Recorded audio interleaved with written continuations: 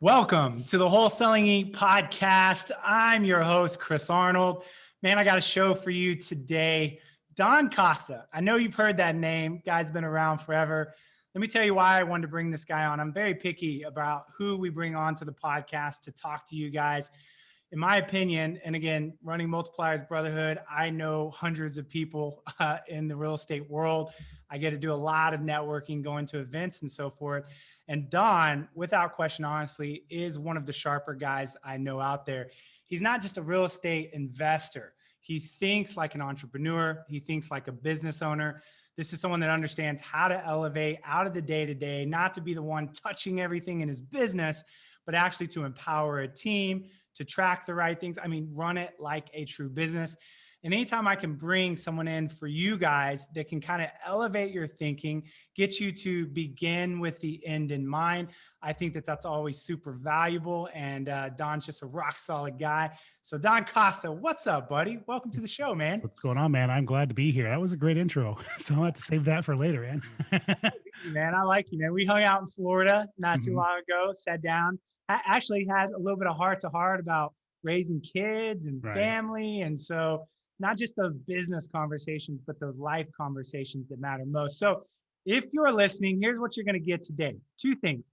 We're going to pick Don's brain on kind of the 4 areas that he's focusing his marketing dollars right now and as he's prepping for 2021. And then the second thing are really 4 tactics on how to maximize marketing at a high level. So that's what you're going to walk away with today, kind of 2-for-1 special. I like it. And it's going to be solid conversation. So Don, let's hop in. Everyone wants to know, what are the 4 areas for you that you're focused on right now when it comes to marketing channels? So I am born and bred direct mail guy. So direct mail is always an avenue that we hit. In 2018 and 19 combined, I sent out over 2 million postcards. So 2 million. 2 million. I know direct mail at a high level. I'll be honest that during COVID, I'm not sending out as many. I'm only doing about 40,000 a month right now. But direct mail is still an avenue that I love and understand really well. Cold calling is another avenue that we are hitting pretty hard. We got 2 full-time cold callers. And then of course, Googling for dollars is a kind of a twist on driving for dollars. If you are, you don't have time or the bandwidth to go out and drive neighborhoods, you can always Google those neighborhoods. And my tried and true marketing that's always been the best deal source for me is networking. All right, so let's break these down one by one. Let's make this kind of practical. Here's the first question. You'll hear a lot of people saying direct mail saturated. You walk into someone's house, there's 50 postcards stacked up. Why, a guy of your caliber with your budget, why are you still spending on direct mail? What are you seeing there that's keeping you in the direct mail game right now?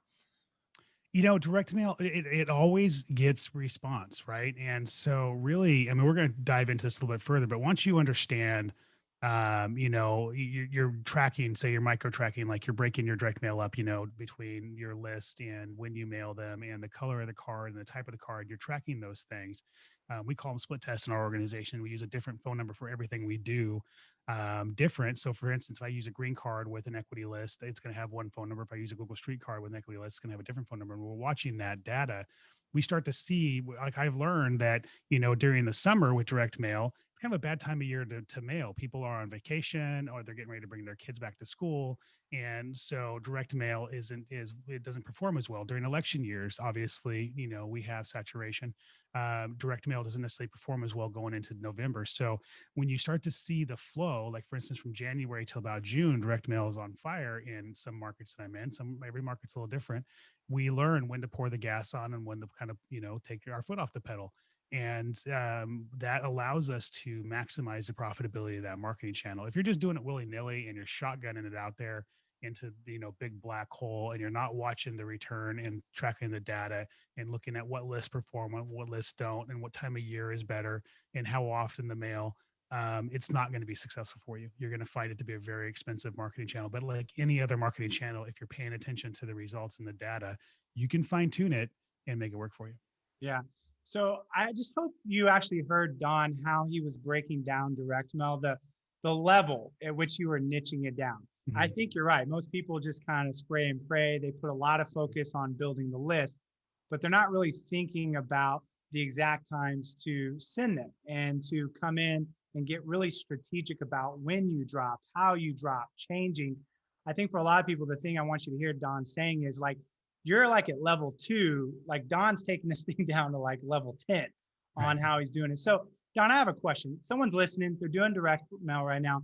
Give a couple things that they could do practically to maximize their direct mail. Like you mentioned certain holidays or times of years, like what's 2 things that someone could run with and go, you know what, I can apply those right now to get more out of my direct mail. What would those 2 things be? For instance, one of the things that we do is we've dialed it down to the day. We're tracking it down. We know that, for instance, we don't want our direct mail to land on a Wednesday when we mail it because that's when all the junk mail hits. So if you want to just get and simplify something, when does junk mail hit in your market?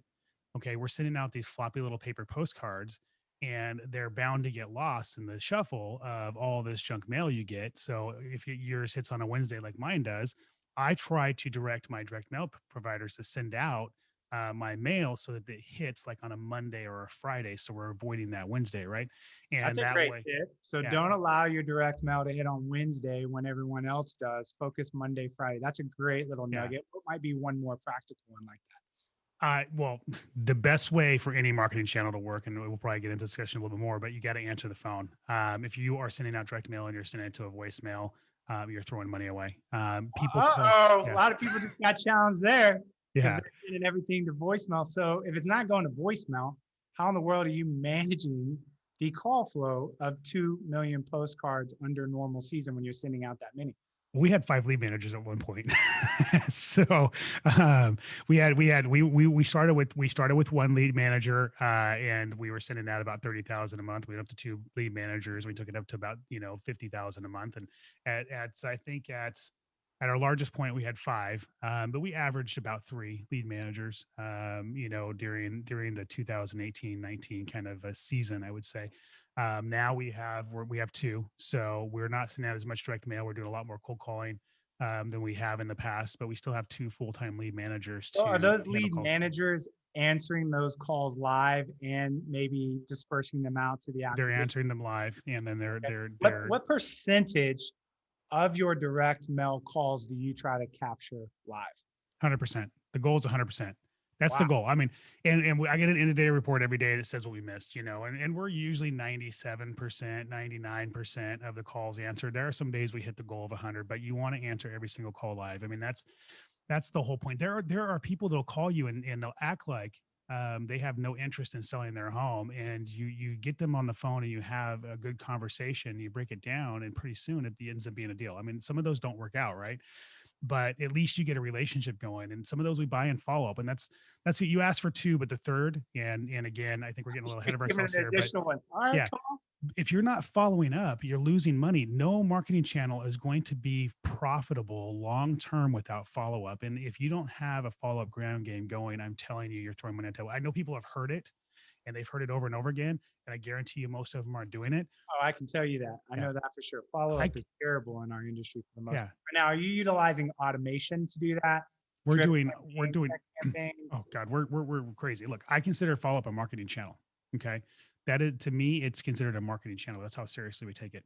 And we do the automation, the text message and email automation. We have our team do what we call warm follow up. That's the lead manager who answered it is calling them back and continuing that relationship. And then we also do cold follow up where we actually throw it over to a cold callers and have cold callers call it almost like we're a whole different type, a whole different company. So we're hitting them from every single angle we can on a regular basis. And if they tell us to call back in 30 days, we're calling back in 1 to 2 weeks. I mean, it's like, we're buying deals, 12 months, 24 months after the fact. And sometimes we're buying those deals, not because the seller changed what they were asking for, but because the market has changed and the ARV has changed. And what wasn't a deal maybe 18 months ago is a deal today. So a lot of people will say, well, that seller, they're hard and fast at $100,000 and I just can't buy it at $100,000. When's the last time you ran the comp? I mean, the markets are on fire right now, right? So that's another avenue. It's everything about success is your mindset and your perception of what is or isn't an option, and you just got to make sure that you're looking at everything a little differently and a little bigger and looking to see if there's options that you're missing. Yeah, I love that. And I love what you said. I want to make sure everyone heard that. Your follow up program is just an entirely different marketing channel.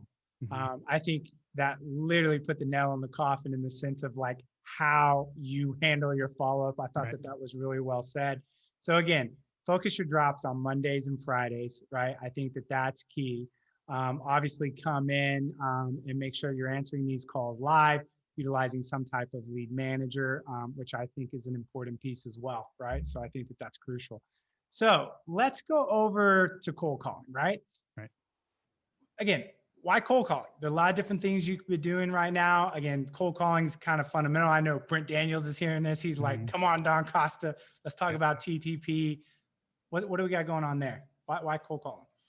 You know, I was, I'm an old school guy, and like I said, direct mail was my jam for a long time, and I was reluctant to do cold calling, and I don't know why. I think a lot of people we are. I just, coming into COVID and the changes we're making in our organization, if I'm being real, right? We weren't virtual. Everybody, 100% of my team was in my office. Now we have a couple of our members have moved to internal team members have moved to Tennessee, which we're in the Tennessee market now. And then we have outsourced two VAs for our lead management and like my KPI reporting and a lot of the different systems and processes. We have somebody that builds a lot of that out for us that are VAs. So my team is like half virtual and half in person now. And I kind of let go of, I think, that fear of implementing cold calling in my organization. And we did. We went pretty heavy in it. Um, for me, the secret to cold calling, first and foremost, is making sure you're on good data. I've learned that you got to have a lot of people say it doesn't work. And again, it goes back to, okay, well, then where's the break in the process? Are you on good data? We were on bad data. We first went for it and we dialed in our data and we started getting results. And then it's like, okay, well, how do you maximize the results? We get a lead in from our cold calling team that goes into Podio and our acquisition team member calls it and the homeowner doesn't answer. Well, do you stop there? No, she assigns it to a lead manager and then they tag team that person until they answer. We're aggressive. And, so those we start looking at, okay, well, where's the break in the system and how do we make it work better? We closed, I mean, just the other day, I personally closed a deal that we're making 50 grand on. I think we're getting the check today. And it was one of those that it was looked like a great lead, but the homeowner wasn't answering, and the lead manager and the acquisition manager tag team that person until the lead manager got him on the phone and back on the phone. And then my acquisitions manager asked me if I wanted to close it, and I went over there and closed the guy. So it's how hard are you? I guess you're willing to work for it to make it work, and in any marketing channel. And we're finding that cold calling is now that we're on good data and we got a good process in place, it's going to be one of our most profitable marketing channels out there. That's interesting. I love that. And what about this Googling for dollars? Again, everyone's so used to hearing driving for dollars. Someone's not familiar with that language. What would it look like to Google for dollars? Give us a quick breakdown of that. So, I mean, technology is so phenomenal nowadays, right? I mean, back when I first started in 2003, I was printing off routes, door knocking with Microsoft Streets and Maps on paper, and I was flipping through paper and driving these routes. And then you had GPS, but you can only put one address in at a time. And now we got these route planning software and all kinds of things, right? The technology that's at your fingertips as a real estate investor is ever evolving, and Google is one of those. The Google Street View is an amazing tool if you don't have the time or the bandwidth to go out there and drive neighborhoods for dollars. You can actually go through, put an address in, pull that address up, and you can go up and down the streets and around the You're just neighborhoods, and you like can look, cruising cruise via Google around, Earth, like and looking at properties rather it's than amazing. actually getting in the Yeah. car.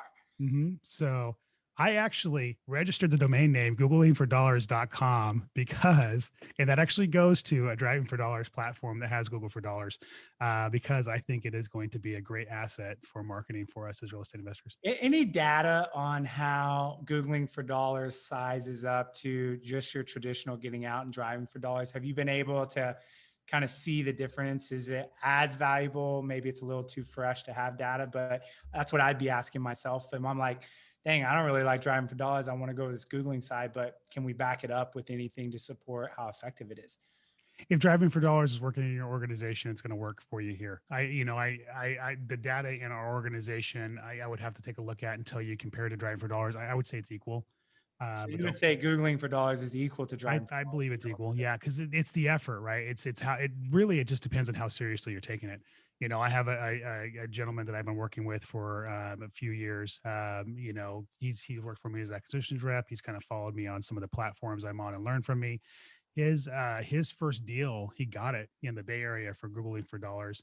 He was cold calling a house. He looked up and down the neighborhood, noticed the neighbor's house had some issues. Skip traced him, called him, made 300 grand on his first deal. It's the Bay Area. I got that's a caveat, right? It's not like typical USA, but he made 300 grand on his first deal Googling for dollars. Yeah, that might change your thinking a little bit, a deal like that size. So that's fantastic. And let's go down to networking.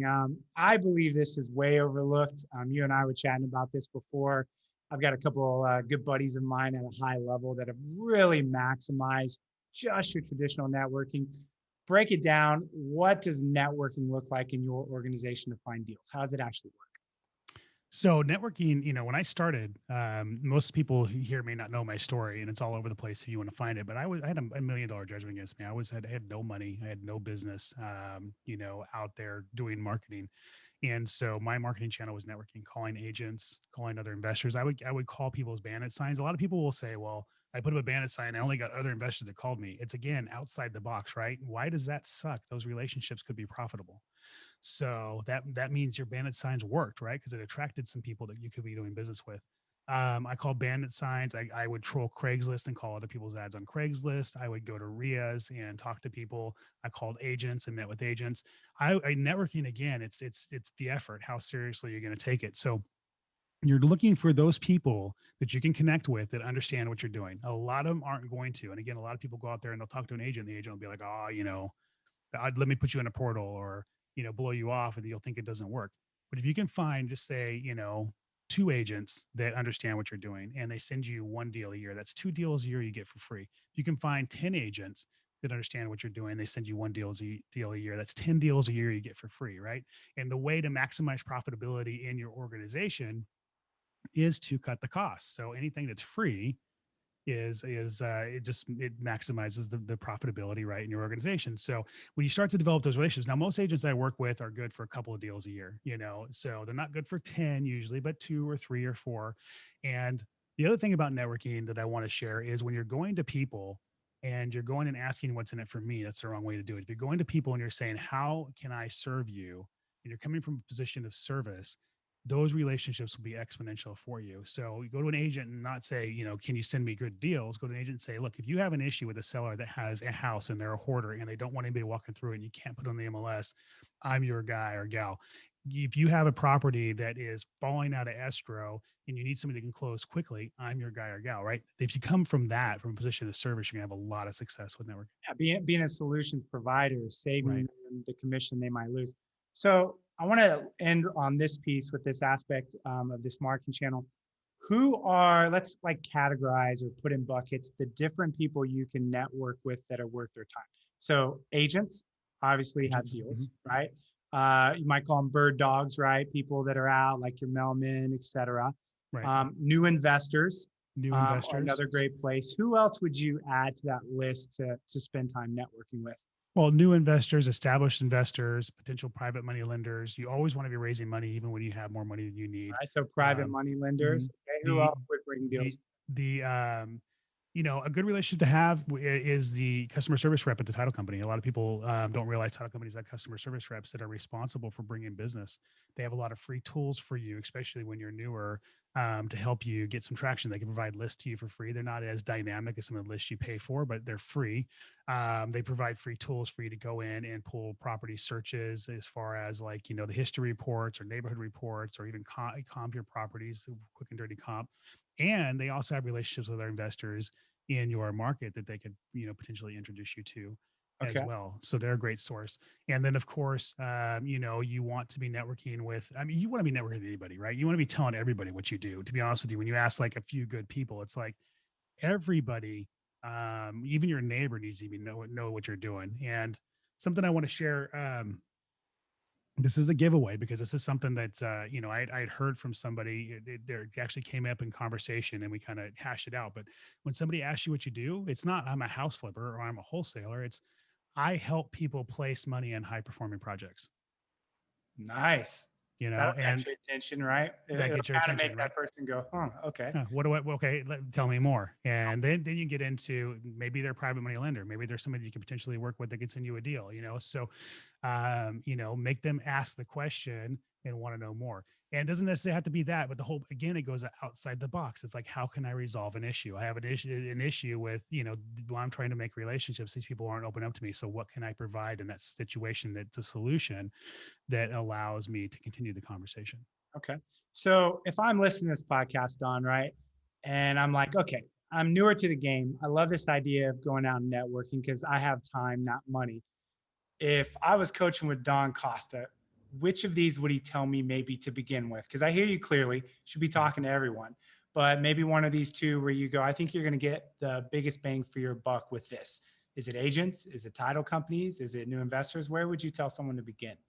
I would say, the three places I would start is other investors in your market, new and established agents, and the customer service reps from title companies. Okay. So title companies, Mhm. agents, and investors, both new and seasoned. Okay. Right. Excellent. So let's make this transition. Now we have a good understanding of like what you got going on your marketing channels. Let's talk about mastering marketing. We're going to talk about some tactics, call them principles, if you will, just to get, you thinking if you're listening, what I need to understand to get more out of my marketing. So I love this first one. Are you blaming the system or the systems operator? What does this mean? What do you feel like the first thing is here for everyone to understand?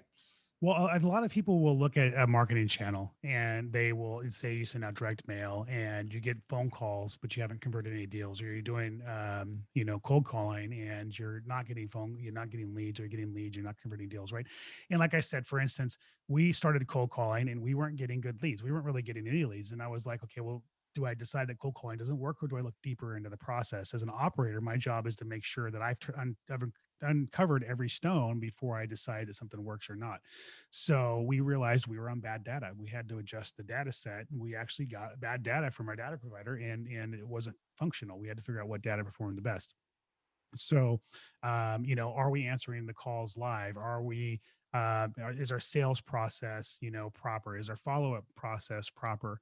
Is my team properly trained to go in and actually ask for the close? We'll look at a marketing channel and just decide that the marketing channel doesn't work. And we won't look in the mirror and realize that our process after we pick up the phone is what's broken. You know what came to me? I feel like what I hear you saying is rather than ditch it, why don't you dissect it? Right. Because that's what I feel. And I see this a lot. I think it's an important point. I call them bouncers. I see a lot of people, and tell me, Don, if you see this, are so impatient about the results of marketing, which because of that impatience, not really having an understanding of how hard and how much of an expert it takes really to become an expert at a marketing channel. People just kind of wave the white flag. They point at the system and say, this marketing channel doesn't work. And like you said, they're not taking the time to realize and take a look in the mirror that the problem is themselves. So do you see this happening quite a bit in the industry on blaming the wrong thing?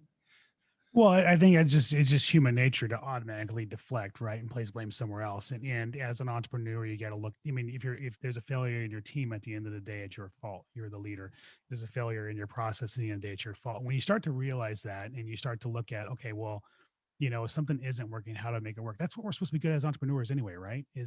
Somebody tells you it's impossible, and you prove that it is. And at somewhere along the way, sometimes we lose sight of that. So I learned this. In 2018, I sent out about 60,000 postcards, January 2018. I sent out to one particular list, and, I got really good results out of the gate. We were buying contracts, and I sent out to a second list, and it was blah, right? We're getting phone calls. We weren't really getting a lot of deals from it. And so I figured the second list was worthless. And good thing I was tracking, because I had started tracking. I call it micro tracking, right? So everything I do has a different phone number to it. We split test everything. We're looking at the data coming back. Well, May and June, into April, May and June, we locked up a ton of contracts. In fact, June that year, we did 30 contracts. And I could have thought I was mailing to this a particular list that I mailed to that had results. I was mailing to, and that went over and over again. And list two, I mailed one time, like I said. And I thought in my head that the lists that I was mailing to every month were getting me the results in May and June. But when I sat back and looked at the split test and looked at the data, the properties I bought in May and June of that year, again, 30 contracts in June, came from the list I dropped in January. And I realized, for instance, you have low hanging fruit list, you have high hanging fruit list, right? And there are lists that will perform out of the gate, and there are lists that will perform over time through follow up and proper process. And what I learned from 2019 is that list that I thought didn't work ended up being my most profitable list for the year. Yeah, absolutely. I love that. What a great example of how something like that can play out, Right. but why you stick with it and really dissect it, because you might be reading the entire story wrong.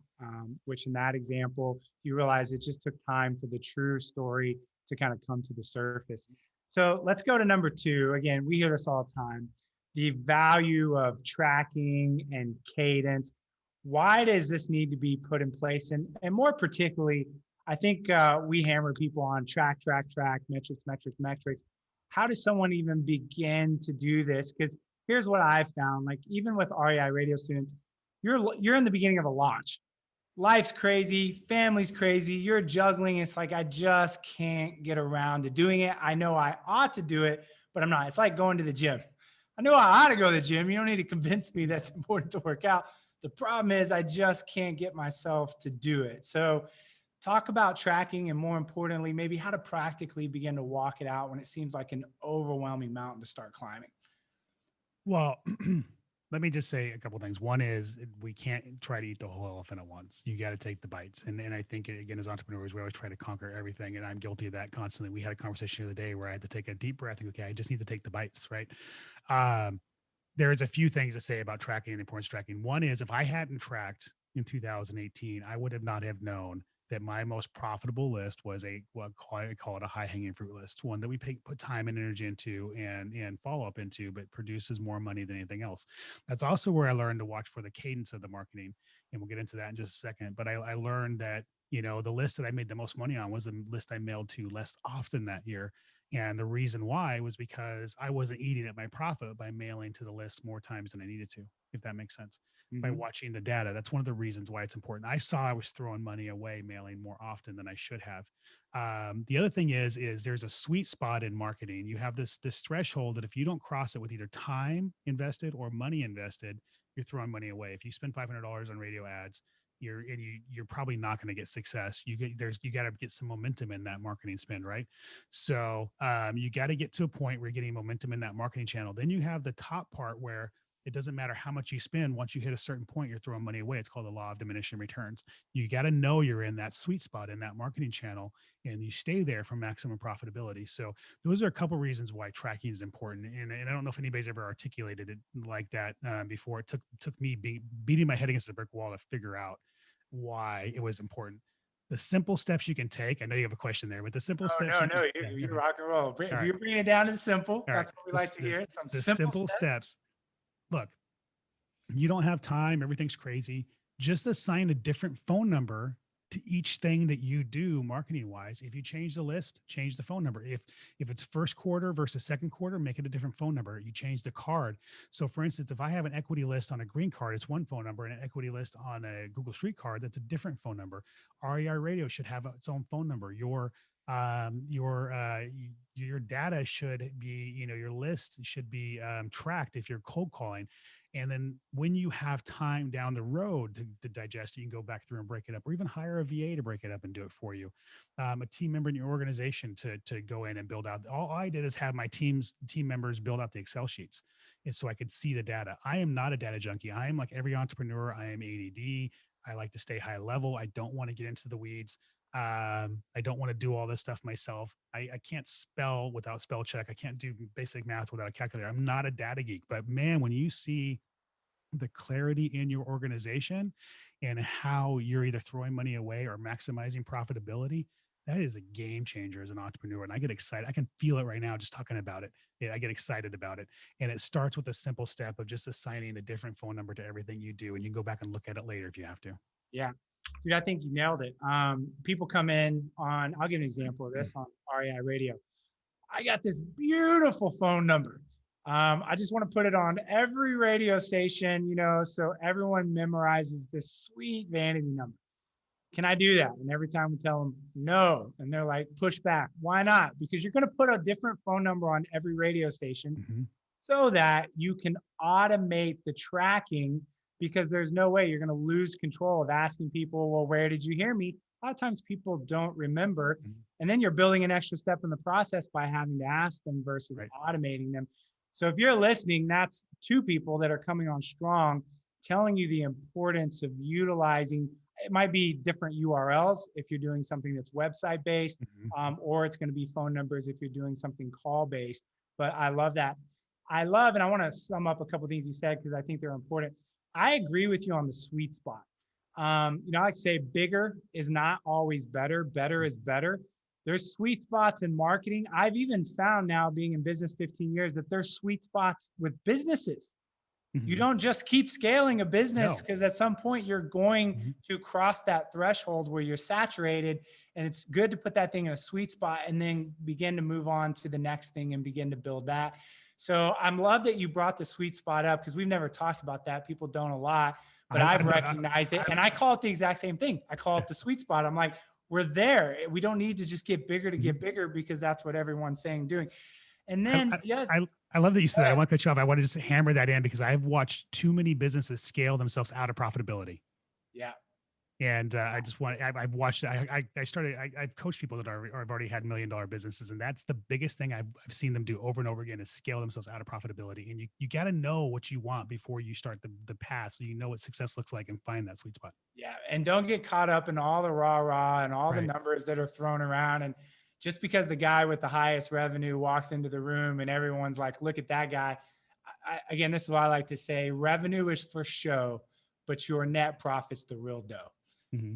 Rev is just show. Yeah. I'm just telling you. So what 100%. you really care about is what people are putting in their pocket. And I know some people putting way more in their pockets at revenue levels at the top level, doing, around a million to 1.5 versus, let's say 3 to 5 million, because they just keep it so lean. And then the last piece I want to make sure they heard is, okay, you might not have time, Don, saying, to come in and really pull out all of that data and interpret it, but at least set up the system to be Mm-hmm. tracking it. So when you're ready to send somebody in, they can do that. And this is one of the biggest things I learned, Don, when it comes to tracking, which I think is important. I enjoy interpreting and reading the data. I don't want to assimilate and put all the data together, Same. Yeah. Same. because you don't want to get so drained assimilating data that by the time you get over to the important part, and that's interpreting it, you're like, I'm exhausted. I've looked at these spreadsheets forever. And I made that mistake in the beginning. So I don't put anything. We use a system called Clipfolio. It's a KPI dashboard. It just takes everything in Excel sheet format and puts it into nice, colorful graphics that are easy on my eyes. And then I come in with my COO and CFO, and we talk about what that data means. And I enjoy that conversation. I don't enjoy assimilating it, so you can outsource it. So Don, again, I want to hit on these last couple points here. The next one obviously is about consistency building momentum. What Mm-hmm. is this real kind of third principle here? The idea of, if you have a strong front end and not a strong back end, you're in trouble. And so many people enjoy the sexiness of the front end, but they kind of stay away from the hard work of creating the back end. So explain this a little bit. Yeah, so in the consistency building momentum aspect of it, just touch on that. I mean, a lot of times, you'll spend some money on marketing, you'll get a result, you get a couple of deals, right? And then you put the rest in follow up, and then you layer another marketing effort on top of that, and you get a few deals. You put the rest in follow up, and as you start to do that, you'll start to build momentum, and you'll start to see, like we see, there are months where a large portion of our deals come from follow up, and not as much from the new marketing we're doing. And then the next month it might be new marketing, less follow up. But those things, they'll augment each other and they'll layer upon each other. And that's one of the reasons we have success in our business. And you don't want to lose that momentum. Everybody hears consistency, right? And I know you guys have heard it in every podcast and every real estate event, the consistency matters, but it's that momentum that really matters, that consistency breeds. And in order to maintain that momentum, you got to start building systems and process in your organization. You got to start putting pieces in place. Maybe that's team members that are better at things like the data or the information or answering phones or closing deals or whatever it is in your organization, so that you don't get so bogged down. Which is kind of, we always talk about this roller coaster, this bipolar roller coaster of you got a bunch of deals come in, you take your foot off of marketing, you start working on the deals, you'll stop coming in, but you're working on them. Then you sell everything, and you got to get the momentum again. You want that consistency and not the bipolar roller coaster. And the only way to do that is to sit down and start mapping out systems and processes. Or the second you hit, like for me, it's like whenever I hit something that sucks, I sit down. Okay, how can I unsuck this? Right? How can I make this something in my organization that just functions like it's supposed to? And because you don't always know ahead of time what you're going to need, but tackle it when it happens. Do the work on the front end, build it out right the right way. That way you can automate it and forget about it. Yeah, absolutely. The analogy I like to give for front end versus back end is, I tell people the front end is the traffic, Don. That Right. is all the leads, everything you're doing. The back end is your bridge, your systems and your operations. What I see happen is people spend so much time on the front end, they create so much traffic on that bridge that the bridge collapses. And so what you've got to do is before you drive more traffic over the bridge, go in, stabilize the bridge, deal Right. with the structure, do what needs to strengthen that bridge, and then go back to the front end and create more traffic. But I see people do this backwards all the time. And if your bridge collapses, you just burn a lot of money on the front end because you can't keep up with the leads and the lead volume and the calls and so forth that you're creating for yourself. So I think that's an important one. Let's nail this last one. Bottleneck. Don, who do you find, or what do you find ends up being the primary bottleneck when it comes to marketing and making sure, obviously, that we're mastering marketing? Well, the bottleneck in any aspect of any organization is generally the leader. Yeah. Which has been me many occasions as I've been, learning how to be a business owner. If you're one of those people that you have to touch everything, do you have to, put your yes or no blessing on everything? If you have to overlook everybody's shoulder and micromanage everybody, you're a bottleneck that's choking your organization, your profitability, and your consistency off. And if you're going to build a team around you, if you're going to build a process around you, you really got to trust that team and that process to be successful in their lane, and let them do that, and not be a bottleneck.